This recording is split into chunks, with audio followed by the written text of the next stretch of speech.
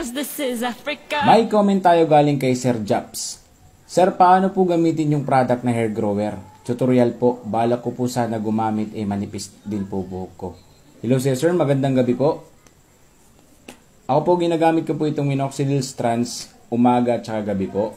Ini-spray ko po siya kung saan po mas kailangan kong pakapalin o kung saan po yung gusto kong pakapalin yung buhok ko. Kagaya po sa akin dito po sa may noo.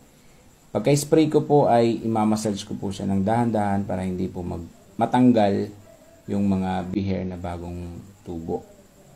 Massage po ng dahan-dahan para mas dumikit po siya sa anit natin.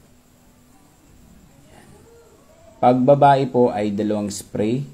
Kung lalaki naman po ay 7 spray po ito. Yan. Same process lang po.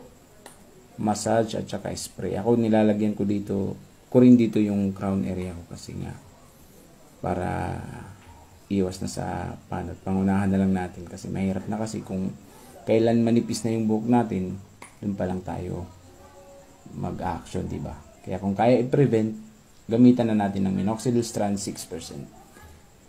Yun lang po sir, umaga at saka gabi, spray, massage.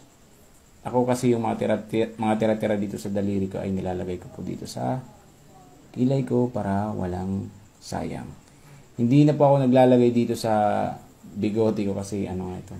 Madali lang din kasi kumapalo, tumubo yan dyan eh. Yung problema ko lang talaga yung dito sa buhok ko dati. Tapos itong kilay ko kasi medyo manipis.